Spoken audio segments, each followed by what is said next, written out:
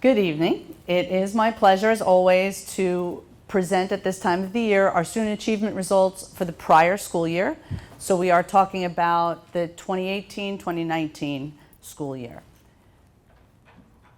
Just to get started, I want to make sure I go over the actual tests that I will be talking about, the standardized tests from our state. So first, the big one, is the Njsla in English and math, in language arts and math. Now, this is what has replaced PARCC. It is the Njsla, New Jersey Student Learning Assessment, in English language arts and math. It had already been the Njsla in science the year before, but English and math just last year switched over. And we tested grades 3 through 10. There's a change there. 11th graders did not test. It only went 3 through 8, and then at the high school level, 9 and 10. And that meant the math courses of Algebra 1, Geometry, and Algebra 2, and the English courses of English 9, English 10, or English 1 and English 2. There were also some changes to the test that were welcomed by teachers and students. There were less units, and it was a shorter amount of time. So that was good for us as well. The Njsla Science was administered to grades 5, 8, and 11. I won't be reporting out on that tonight. The state's not requiring that because they haven't given us the results yet. So we don't know how we did on that just yet. I am also going to report out on, for the first time, dynamic learning maps, DLM. And these replaced, a couple of years ago, the old APA, the alternate proficiency assessment for some special education students. The DLM is administered to students who have significant cognitive impairments. So we're not talking about a lot of students, and I'll get into that a little bit more later. But basically, our CSTs have a set of criteria from the state that they use in order to determine which students would be taking the DLM in lieu of taking the Njsla. And again, a small population, a population that doesn't participate in grade level general education curriculum. And I will be talking about our AP testing, our advanced placement. Those courses students sit throughout the year, and then they take AP exams to receive advanced placement into college courses. The SAT, the ACT, and this year, Access 2.0. That is the test of proficiency for English language learners. That's the test that their proficiency level will determine when they can exit the program, not receive services any longer, and go into all just mainstream classes. So I'll be talking about Access as well. With regard to the high school changes, there was a lot of confusion right up until when we administered the test as to graduation requirements and what's going to count, and what about this, and who's going to take this. And there was a lot of last-minute decisions from the state. And in the end, it's kind of the same old thing. The Algebra 1 and the English 10 tests are the graduation requirement, but scores on other Njsla tests, the 9th grade English or the Geometry or Algebra 2, they can still count as your graduation requirement, as can a whole menu of other assessments with different cut scores. So not too much really has changed in terms of the graduation requirement, and that goes through the class of 2022 now. So that's just not our freshmen. They're 2023, so the state has not told us yet. They said they will be telling us. But for now, through the class of 2022, it's kind of what it has been. Meeting cut scores on a whole bunch of tests or showing proficiency on Algebra 1 and English 10. But again, it was very last minute, and many, many districts were worried, concerned, upset, and it was a little bit of a crazy thing there with the graduation requirements last year. Okay, so what we'll do, as we've done other years and other times, is look first at English, first at language arts, and we will look by grade in a comparison of last year's grade level performance to the grade level before it. So, just to be clear, this third grade in 2019 is different from this grade 3 in 2018 and this grade 3 in 2017. So different students year to year. this is not atypical to see proficiency levels in the 60s in third grade. It's their first year. It's their first time seeing the test. So it's pretty much kind of what we normally would see. I will mention here, we do see a dip from 69 to 66. We are not viewing that as a significant decrease. And I'll define for you significant. We're keeping it the same. So if you remember from last year's presentation, it is the same. We're looking at 4% or greater being significant. How we arrived at that number is that we looked at an average size of any one of our grade levels, about 525, 550 kids. 4% of that's about 21 or 22 kids. That's a class size of children. And so we determined that to be a good number to use as significant, because certainly if something was happening with one whole class of students, that would be a significant thing. So we use 4% to say, okay, we want to look really more closely here and dig into some more data about what's going on. This would not meet that because it's 69 to 66. We wouldn't say it's significant. Good data to have. But I wanted to put that definition of significant out there from now. So that was last year's third grade. This is last year's fourth grade. So you see that they performed a little bit better than the fourth grade before them. And these are good, programmatically to look at our curriculum and our program to see sort of what's going on at grade level with different sets of kids accessing that same curriculum and those same instructional strategies, what's going on. So that's why we like to look at the data this way as well. This is last year's fifth grade, and this is very interesting. Our teachers will be very interested to see these when I go around and do the presentations at the schools, because this was a particular group of students we've been watching.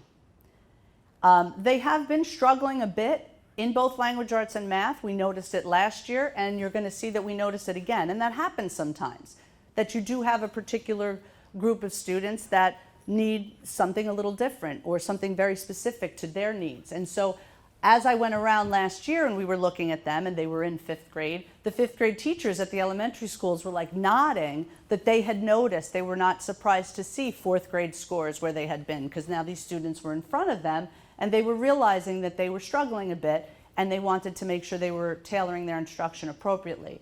So again, this is that group of students, last year's fifth grade, that we're going to keep looking at and you'll hear more about in tonight's slideshow. This is last year's sixth grade.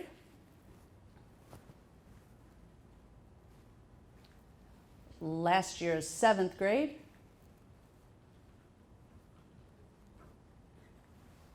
And last year's eighth grade. So for the seventh and eighth, I know you noticed a dip there, and at one point tonight I am going to turn it over to Dr. Sargent to speak about some things, and she's got some things to mention in particular about those middle school, those 6, 7, 8 middle school reading, writing workshop kind of approach. So you are going to hear more about these scores and what we're doing to address what we're seeing. But again, this is only one way to look at the data, and when we continue, you'll see other ways and how they differ from these regular bar graphs. This is last year's ninth grade and last year's 10th grade, with a nice improvement there from the class before them. Okay, so this is where we really get very interested in not so much, that programmatic broad view of how are students doing year to year with the same curriculum, but these now, we're following students and their growth in terms of their proficiency on this assessment. And what I need you to remember is these are what I've called true cohorts. So these students represented here are only the students who have taken all of the exams, all of the years that are represented here. So for instance, these are our current fifth graders. So here they took the fourth grade and here they took the third grade. But if a student took the third grade exam in 2018 and then moved out of our district, he's not counting in here. Likewise, if one came last year in fourth grade and took it, but she hadn't been here the year before, she's not counted. So these, we want to do apples to apples. These are kids who have sat for all of them. Now we have 5 years, so we have some really nice data to look at. But it's important to remember that these percentages will differ from what you just saw because it's not every student. It's only the ones who took everything represented here. So our current 5th graders who were in 4th last year, this is how they've grown in terms of proficiency, which is nice growth to see. This is that cohort I was talking to you about, currently in 6th grade and last year were in 5th. And you see they stayed the same. For this group, that's good because we really don't see that. We've seen declines last year and this year with this group. So to see them staying the same, that's okay. Our current 7th graders, so they took 6th grade ELA last year. That's a significant dip from 85 to 77. Now, what's interesting is on the bar graph, and you could go back and look, they had gone up from the 6th grade before them. So you see, it's always about how you're looking at the data, what exactly you're trying to cull from it. But in this case, when we see the students who have been with us and how they're performing, we do see this decline. And so I like to do this, what I've done for the last few years, because it's just another way to get a little deeper, is, your reaction when you see 85 to 77, rightly so, is like, wow, I mean, 85 was a pretty good number. How come now there's so fewer proficient? What happened? Well, I like to look at this 85 a little more closely. And what I do is the assessment is scored on a 1 through 5 scale, right? And 4 and 5 are proficient. So within 4 and 5, I divide them up into low, middle, high 4, low, middle, high 5. And I want to just look at that low 4, that 1/6 of that whole proficiency, that low part. And 19% of all those kids who are proficient, 19% of them are there as a low 4. So they're not like comfortably sitting in proficiency range. They're like right there hanging on. It could be the difference of a question or two. And so you have almost 1/5 of them sitting there in that low 4. And then sure enough, the next year, 38% of them did drop below 4. So it's just another way to look, to not say, oh, that's so big, that drop. Well, but everybody here wasn't like so comfortably proficient, and we want to remember that, in addition to, of course, looking at the many data reports available to us through the NJSLA to really pinpoint what's going on and how to best tailor our instruction and our interventions to help those students. So that was last year's 6th. Last year's 7th and our current 8th. Interestingly, their bar graph showed a significant drop from the class before them. But here, we see that's not really a significant drop in terms of how they have been performing. It's just 72 to 71, and we wouldn't call that significant. Good data to have, but not really that significant to us. And same thing here, 79 to 78 from one year to the next for our current 9th graders and last year 8th graders. Our current 10th, 83 to 78, so that's 5. That's a 5% down, so we say it's significant. The bar graph had them going up as well. And when we look at that 83% and see how many were in that, low 4 holding on, 15%, and almost a quarter of those, almost a quarter of that 15% then did slip below proficiency. And our current 11th graders who took the 10th grade test last year had a nice jump. Now, that's the one that, counts the English 10. So that's nice to see, whether or not that contributed. But we like to see that regardless. Okay, we're going to move to math, do it much the same way. These are not cohorts. This is just grade levels, different kids year to year. There's our grade 3 results. Our grade 4 results. And there's that class of students, last year's 5th grade, who did perform significantly lower than the 5th grade before them.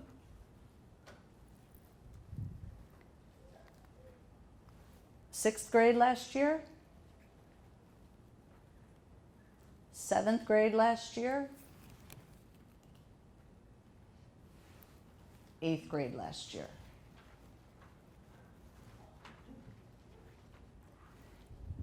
Here's our Algebra 1.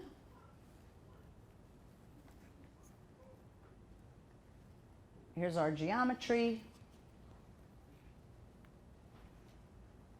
And here's our Algebra 2, which looks wonderful, right? But I do have to, let the cat out of the bag, so to speak, and explain that the state saw a huge jump as well, statewide, because we were only testing grades 9 and 10. So 10th graders who were taking Algebra 2, they are students who started algebra in 8th grade. So they are stronger math students. Same thing happened, statewide. So everyone expected to see quite a jump like we did, but it's still nice to see. When we look at those true cohorts, these are our current 5th graders. So last year they were taking 4 and they took 3 here. Down a little bit.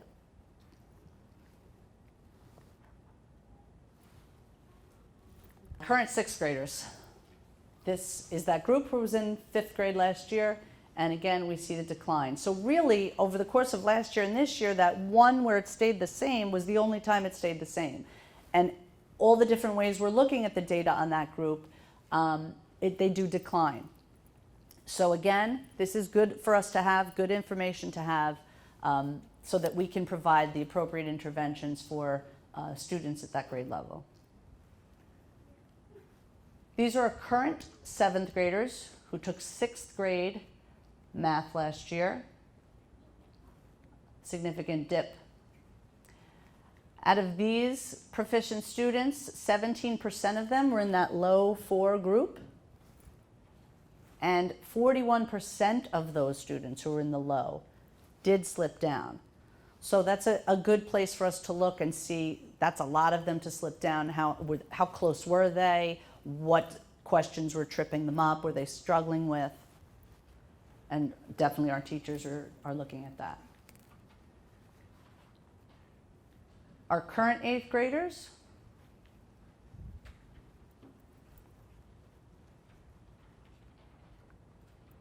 okay, so here is where we follow a couple of different trajectories of how a student can proceed in math.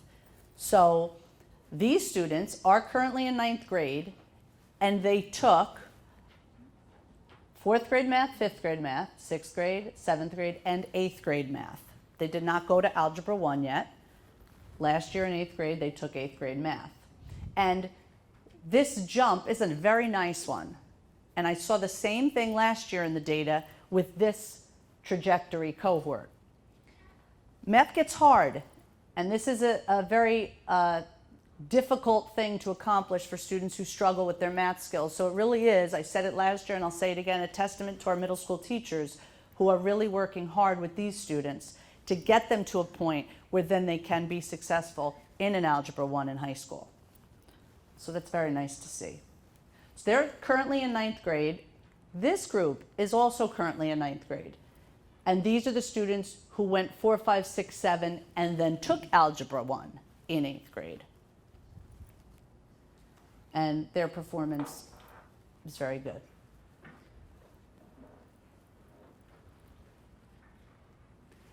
Currently, in 10th grade, are students who took 8th grade algebra before they took Algebra 1 in high school. And that's how they've been progressing. We had a nice upward trend, and that's not significantly lower. Also currently in 10th grade are these students who took Algebra 1 in 8th grade and then geometry freshman year in 9th grade. I'm going to talk about this slide in conjunction with the next one because they're both geometry last year. So these are our higher performing math students, our strong math students, who had a significant dip from 100% to 96 on the geometry. We would expect then, as we move to this group of students who took geometry last year in 10th grade. So these are the students who took 8th grade math before Algebra 1 and then took geometry. They had a very significant dip. But when you look at it with this, you would expect your struggling math students to have a dip as well, and probably more significant than your stronger math students. So that is what happened. 39 to 16. 35%. Okay, so over a third of these proficient students were hanging on to proficiency, low proficiency. And look at that, 65% of that 35 did not make proficiency then. So of course we don't like to see a decline like that, but when we do think about it, we say, okay, well, a couple of things. First of all, the move from algebra to geometry, they're different maths. And looking at the students' progress up until last year, they were really growing nicely. Then you get a different branch of math altogether. Maybe that accounts for a little of it. And it'd be interesting to see how they perform in their Algebra 2 classes this year. But also, I mentioned that confusion about graduation requirements. And so even for these students, these geometry students, you don't know how much that plays into, well, geometry is not the graduation requirement. Is it the graduation requirement? I don't know. They still didn't say. There was a lot of confusion like that. And so you don't really know what's playing into the mind of our adolescents when they're going through all these stages of testing. But they had done well on that Algebra 1 and maybe thinking, well, that was in their pocket already and you know, they'd be all right for graduation. Maybe then when they get to this test, maybe there isn't as much effort. So we speculate, we look at the data, we try to piece it all together to make sense to inform our instruction. But in any event, there's a lot to be said about last year's geometry and a lot of places for us to look when we want to come up with some interventions for our students. And then we have this group currently in 10th grade, currently in 11th grade, who last year in 10th grade took Algebra 2. They started algebra in 8th grade and took Algebra 2 last year, and there's how they've been doing.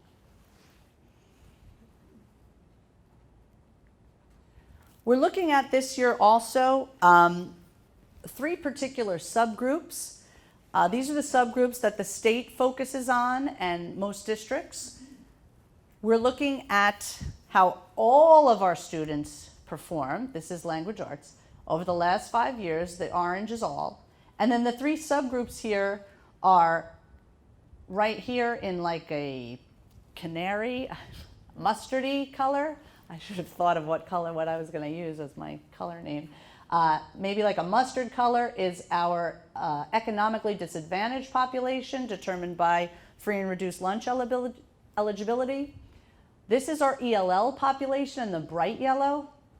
And then down here in the light brown, our special ed population. So let's talk about what we're seeing.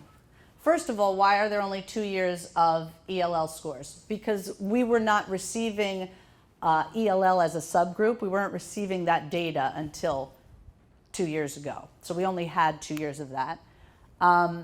Also, what you can see definitely longitudinally is a nice upward trend in all our groups. That's great to see.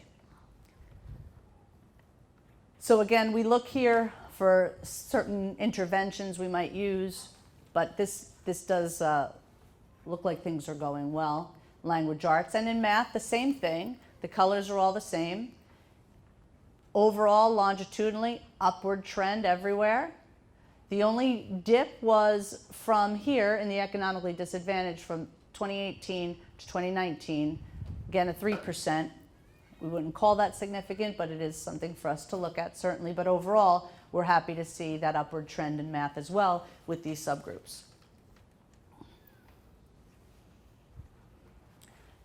So I had referred to it, alluded to it a couple of times, that Dr. Sargent wanted to say a few things, so I'll turn it over to her. Thanks, Nancy. And just briefly, we certainly have a lot to celebrate. I think we've seen there are some curricular changes we've made with regard to reading and language arts, which are really beginning to take place. I want to speak to the middle school slides that Dr. Gigante talked about, where we saw some of the cohorts dipping down a little bit. I asked Nancy to go further and delve into whether she could pull out the classes that were piloting our reading and writing workshop curriculum and compare that to the classes that were not piloting. And when she did that, and just for the board's reminder, we had at both Brooklawn and Central Middle School one 6th grade class in both schools, one 7th grade class, one 8th grade class in both schools. And there was a significantly positive difference for the students who were experiencing the workshop curriculum by as many as 5 percentage points, if not higher, which makes me very excited for this year because that curriculum is being fully implemented in grades 6, 7, and 8. We have maintained the 2 literacy coaches at both middle schools who are working to support the teachers in those buildings as they bring that curriculum to children. And one of the benefits of many of the workshop program is that it really builds reading stamina and fluency. Instead of, for those of us remember being in middle and high school, instead of lingering for 6 or 8 weeks in one novel, kids are moving through novels like every 2 weeks, every 3 weeks. So they're gaining a lot more reading under their belts. We know the more you read, the more vocabulary you're exposed to, the better your writing becomes because you're writing about what you're reading. And so I'm excited to see the gains we had last year with that piloting group be transferred to the full 6th, 7th, and 8th grade in language arts. Additionally, with math, I look at the numbers there, and I think our numbers should be higher in mathematics. This is a really smart, engaging community. Our teachers are very strong. Our kids are focused. With our new supervisor of mathematics on board, Kelly Curtis, Kelly has been working hand in hand with our elementary math and science supervisor, and together they've gone back to look at what standards are being taught from grade K all the way through grade 8 and then high school as well, and have really gone back and fine-tuned where can we go deeper. Are there 5th grade standards that make sense to be inserted into 4th grade because you're already teaching it and now we can go a little bit deeper there. And Anna Marie will be working with her middle school faculty and Kelly with her middle and high school faculty. Also, the board will remember this is the first year we are implementing an advanced 5 math class where we've identified students at each of our elementary schools for advanced 5th grade math, which is really a heavy part of the 6th grade math curriculum. That really aids our 5th grade classroom teachers with better differentiation, because if the highest level, highest performing math students are now seeing a different teacher for their instruction, you have a smaller group to be working with mathematics, and you can differentiate more readily and more easily. So we have some very pointed strategies in place that should bring up scores for students in those areas. For me, the scores matter because we share them publicly, we're required to, but to me, I would much rather see students who are performing strong and confident regardless of what those numbers look like. I want to see more students who are coming through 8th grade mathematics and are ready for algebra in 9th grade, or students who are having a grand positive experience in 8th grade algebra so that they can move through to pre-calc and calc if that's their choice. For me, it's not about the numbers. I address it because it's public information and it matters. But I also don't think that we are a community that hangs their hat on test scores, and I appreciate that about Parsippany. We want a strong experience for our students. We want them to do well, but we're not about to go back and pull out workbooks to test prep so that we can get our scores back up. I think it's about a strong curriculum, it's about strong teachers, which we have in place, and it's about preparing our students with an abundance of opportunities. And there was one other thing I was going to say, and it'll come to me, and it'll probably come up during district goals, so I'll bring it up at that point. Thank you. Thank you. Okay, so moving out of Njsla and to the DLM that I mentioned earlier. So we're looking just at our performance this past spring on the DLM, and I did tell you it's a very small population of students. so small that I actually could break it out here and show you how many students we're actually talking about. Again, these are students with significant cognitive impairments. They are tested in language arts and mathematics. It is on computer for the most part. There are paper accommodations, but for the most part, they're on computer as well.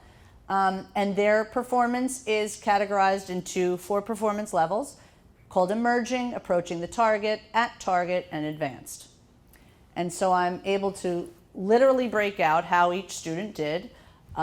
First, for English language arts, there were 9 students. Here's the performance level of those 9 students. And the same thing for mathematics, broken out by students and performance levels.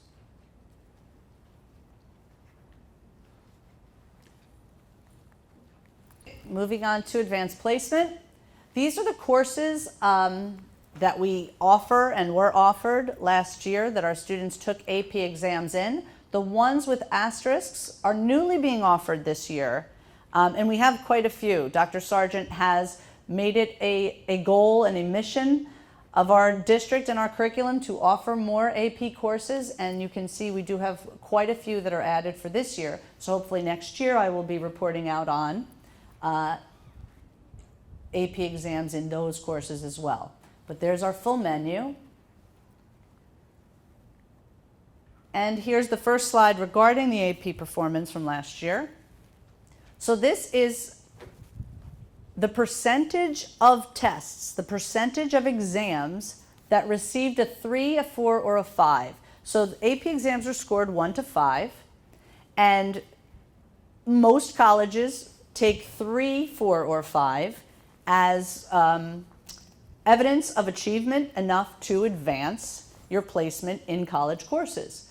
So we look at the percentage of tests that actually received a 3, 4, or 5, and there we have 85.7. So we are down a little bit from the year before, but we don't have these comparable scores in yet. We don't have access to those yet. And we like to see ourselves against how the nation, the state, and comparable high schools are doing on AP exams. Because you could see, historically, we're doing very well. So we're still waiting to see where we shake out in terms of these other groups, but that's where we are. Now, interestingly, we had more exams taken. So it's not a complete surprise that we might go down a little. We have more kids taking exams. We want more kids in those classes and accessing those exams. So to see a little decline, I don't think was unexpected by us. We're happy to see more kids participating in the AP program. Same thing here. This is the average score from 1 to 5 when we take into account all the tests that our students took. And 3.68, down just a little bit from 3.8, with a lot more tests being taken, again, isn't a surprise and is to be expected. Nation and state averages we don't have yet.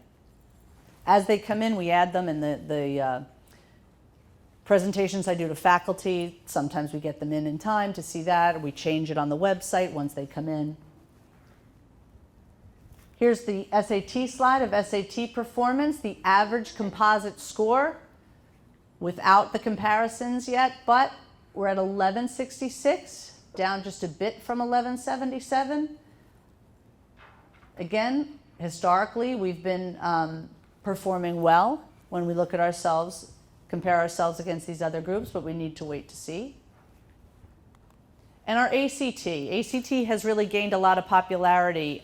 It's not just the SAT's market anymore. So many students are taking the ACT. We have more each year, and we've gone up in our ACT performance, 23.75 to 24.3 as the average score. Finally, this is that access test I talked about. This is the test that our English language learners take. And once they are demonstrating proficiency on access, then they are exited from our program, our services, and have all mainstream classes. I can tell you to the minute I am going back and forth with the Department of Ed bilingual office because I don't understand what that difference was. There has got to be a difference there, and I'm not really getting a straight answer. At first it was, well, we went on computer here, and I was like, okay, well, that would make sense. Then I was like, oh, no, wait, I don't think it was that year. Wait, let me go back and see. And you see this 2.0, I'm trying to find out when did it become 2.0 instead of just access, and I haven't gotten a clear answer on that yet either. I'm guessing there was a very big difference here between these 2 years. And I'm looking more at these last 3 and seeing this upward trend and feeling very positive and feeling like that's some sort of, there's a reason there. There's some sort of anomaly there. But again, to the minute on my email, I haven't gotten an exact answer as to why that should be. So still looking into that. But anyway, here we are in 2019, 27% is a nice gain for our English language learners. That's the end of my slideshow, but if there are any questions, I'd be happy to take them.